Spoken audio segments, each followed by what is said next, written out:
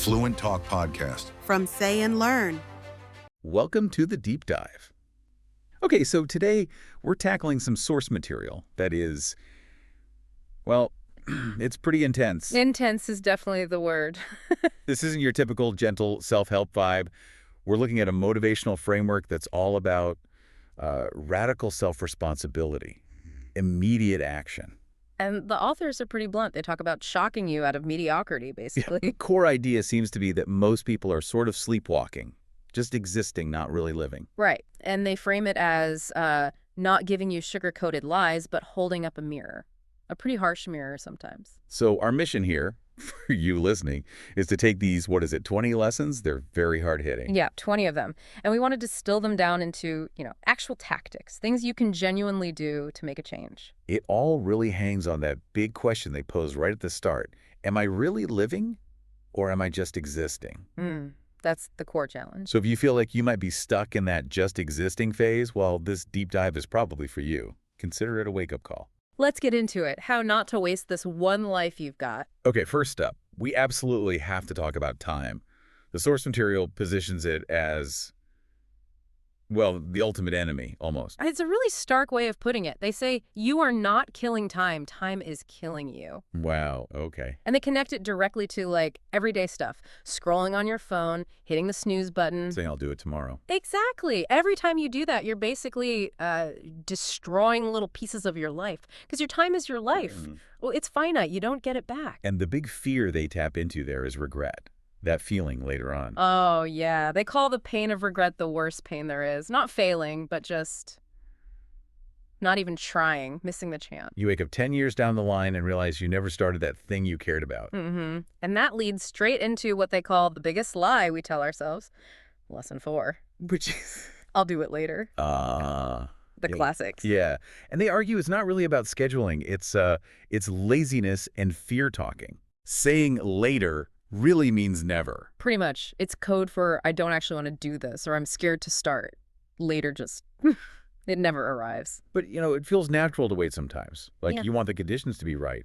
Get motivated, have everything set up perfectly. And that's the trap. That's exactly what this source material fights against. There is no perfect time. Life's always messy. Always. It's confusing. Things go wrong. You feel scared.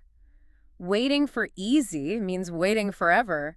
So the solution they push is the immediate start. Just begin now. Right now, this second, even a tiny step. The question is always, always, why not now? If you can't answer that honestly... You're just letting inertia win.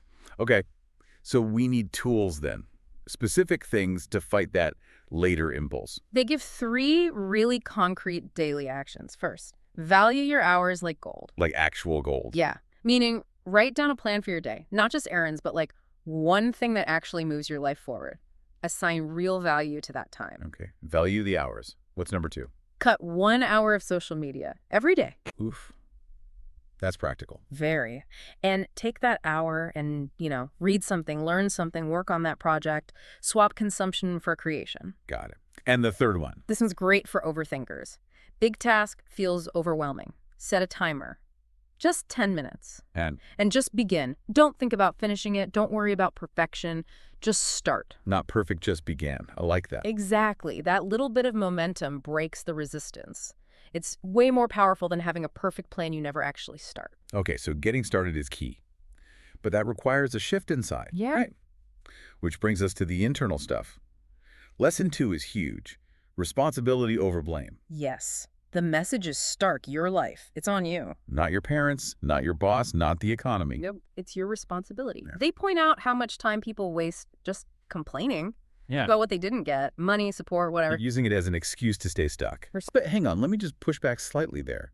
Is it fair to say someone born into really tough circumstances like deep poverty or facing systemic barriers has the same starting point? Doesn't that kind of dismiss real external challenges? That's a really important point. And the source doesn't deny that those challenges are real. Of course they are. Okay. But the argument is about where you go from there. Acknowledging hardship is one thing. Using it as a permanent excuse for inaction, that's where they say you choose to become a victim. So it's about agency despite the circumstances. Exactly. They use Oprah as an example. Yeah. Terrible poverty, abuse. But she didn't stay there blaming. She built something. So yeah, accept your story, own it, but don't let it define your future actions. Okay, I see the distinction. And the practical advice is? Write down your problems. Literally list them. Then for each one, write down one possible solution. Just one. And then? Take action on that one solution immediately.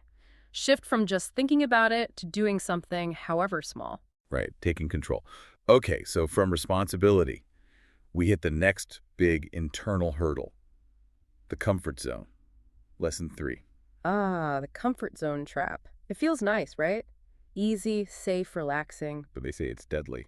Killing your dreams silently. Yeah. Because growth only happens with friction, with challenge, all the good stuff. It lives outside that zone. There's that analogy they use about the seed. Oh, yeah, that's a good one. If the seed stays safe underground, it's just potential. Never becomes anything. To be a tree, it has to break through the dirt, face the sun, the wind. That discomfort isn't just part of it. It's required for transformation.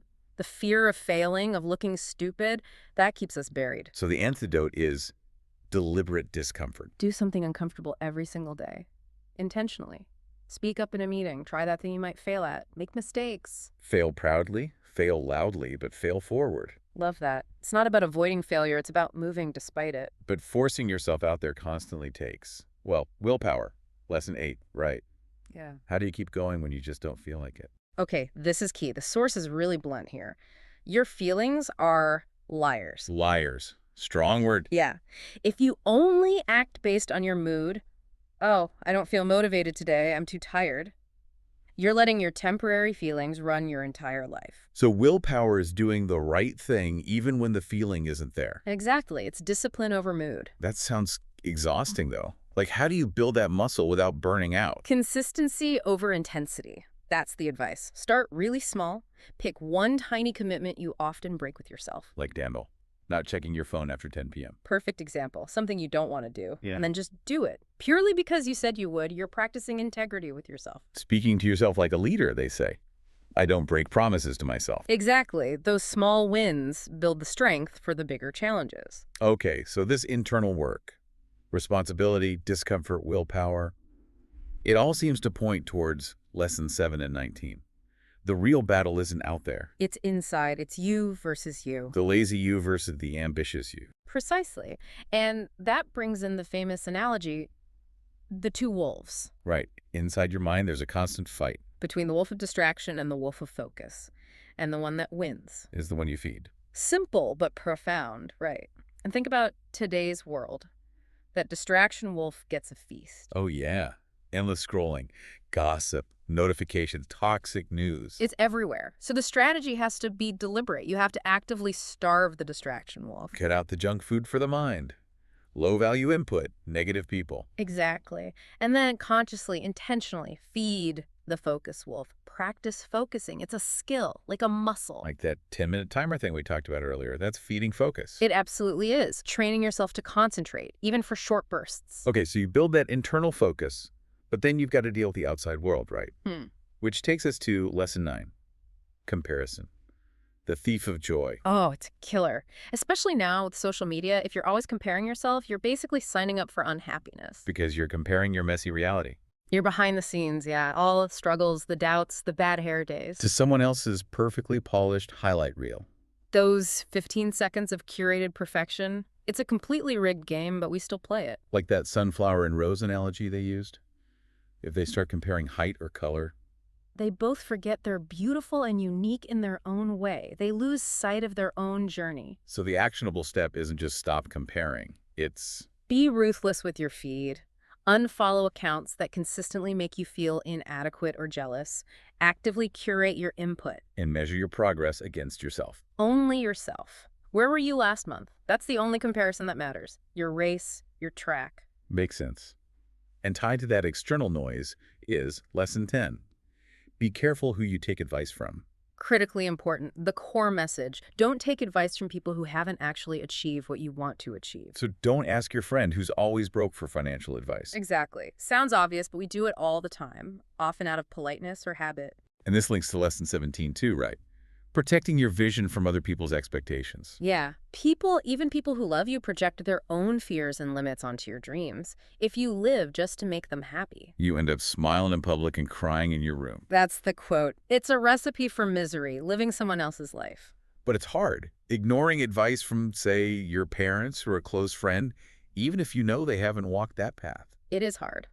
But the source gives a simple filter. Ask yourself, has this person actually done or achieved the thing I'm aiming for? If the answer is no. Thank them for their input, genuinely appreciate their concern, but protect your vision. Don't let their fears derail you. They say one bad piece of advice taken to heart can cost you 10 years. Wow. Okay, so filtering input, focusing inward. The overarching theme seems to be self-reliance. Lesson 11. Pick yourself. Yes, stop waiting. Waiting for permission, waiting for someone to discover you, waiting for that lucky break. The world isn't going to just hand it to you. Never. Think of J.K. Rowling, rejected 12 times. She didn't wait for the publishers to finally get it. She kept picking herself, kept sending it out. And eventually the world caught up. Exactly. You have to be your own champion first. And that leads to maybe the most freeing, but also brutal truth in the whole thing. Lesson 14. Nobody cares. Sounds harsh.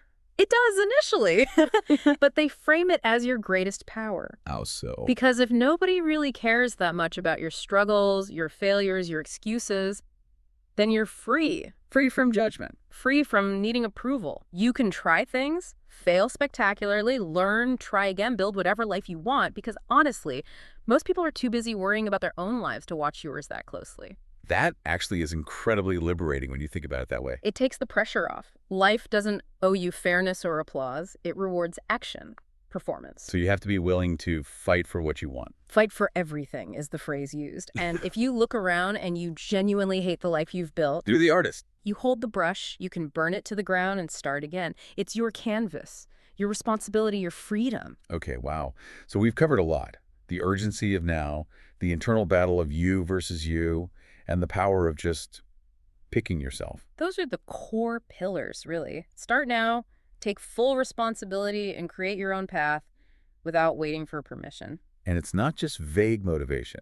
There are those specific tools, that 10-minute timer, cutting the social media hour, consciously feeding that focus wolf. Yeah, it's a practical roadmap, turning that potential energy you have into actual kinetic results in your life. And as we wrap up, there's that final thought in the source material about pain, how it can shape you. Right. That pain can destroy you, or it can build you. That the darkest nights produce the brightest stars. It's about how you frame the struggle. So if you're listening and you connect with that idea that maybe you are, as the source puts it, a storm waiting to rise, then the challenge we leave you with is this. What is the one single uncomfortable thing, that action you've been putting off, saying, I'll do it later? What can you do in the next 5 minutes? that's one small thing. To feel the very first drops of that storm starting. Don't just think about it. Go do it.